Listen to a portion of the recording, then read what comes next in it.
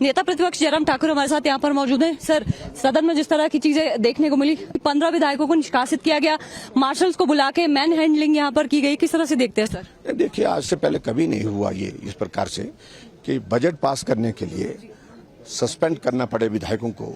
इसका मतलब सीधा है कि उनके पास बहुमत नहीं रहा है, और बहुमत जब नहीं है तो उनको छोड़ देना चाहिए, लेकिन उसके बावजूद भी खींचे जा रहे हैं। यही एक हैरानी की बात है।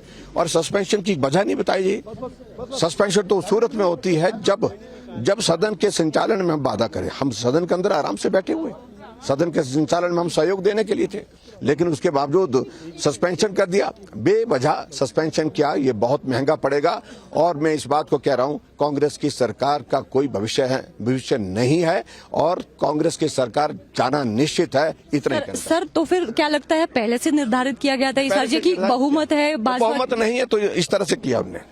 आगामी क्या रणनीति रहेगी सर? आगामी की जो बनाएंगे। अच्छा, तो जिस तरह से यहाँ पर नेता प्रतिपक्ष जयराम ठाकुर ने कहा कि यहाँ पर पहले से इस तरह की चीजें निर्धारित की गई थी कि आज बहुमत यहाँ पर भाजपा के पास देखने को मिल सकता है, इसीलिए यहाँ पर इस तरह का प्रस्ताव यहाँ पर लाया गया। लेकिन काफी दुर्भाग्यपूर्ण है कि 15 जो विधायक है उन्हें यहाँ पर निष्कासित किया जाता है, और उसके बाद मैन हैंडलिंग यहाँ पर की जाती है मार्शल के द्वारा। तो ऐसे में आगामी जो रणनीति विपक्ष की यहाँ पर रहेगी, उसको लेकर यहाँ पर बातचीत की जा रही है। जो दूसरे विधायक है भाजपा के, उन साथ बैठकर अब यहाँ पर ये चीजें तय करनी होगी कि आगामी क्या कदम है यहाँ पर अब उठाया जाएगा, क्योंकि सदन में अब तो जो विपक्ष के जो 15 विधायक है जिन्हें निष्कासित किया गया है सदन की कार्रवाई से, उन्हें अंदर जाने का मौका तो नहीं दिया जाएगा। लेकिन कानूनी प्रावधान इसमें क्या है, लीगल चीजें किस तरह से देखी जाएंगी, और आगामी समय में आवाज किस तरह से उठानी, तमाम चीजों को लेकर यहाँ पर बातचीत की जाएगी। शिमला से कैमरा पर्सन अनीश चौहान के साथ नरेश कश्यप, डेली पोस्ट पंजाब हरियाणा हिमाचल। नेता प्रतिपक्ष जयराम ठाकुर हमारे साथ यहाँ पर मौजूद हैं। सर, सदन में जिस तरह की चीजें देखने को मिली, 15 विधायकों को निष्कासित किया गया, मार्शल्स को बुला के मैन हैंडलिंग यहाँ पर की गई, किस तरह से देखते हैं सर? देखिए, आज से पहले कभी नहीं हुआ ये इस प्रकार से कि बजट पास करने के लिए सस्पेंड करना पड़े विधायकों को। इसका मतलब सीधा है कि उनके पास बहुमत नहीं रहा है, और बहुमत जब नहीं है तो उनको छोड़ देना चाहिए, लेकिन उसके बावजूद भी खींचे जा रहे हैं। यही एक हैरानी की बात है।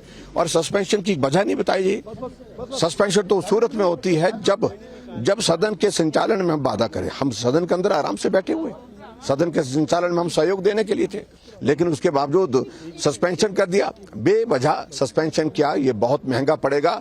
और मैं इस बात को कह रहा हूं, कांग्रेस की सरकार का कोई भविष्य नहीं है, और कांग्रेस की सरकार जाना निश्चित है। इतना सर, तो फिर क्या लगता है, पहले से निर्धारित किया गया था इस राज्य की बहुमत है? बहुमत नहीं है तो इस तरह से किया हमने।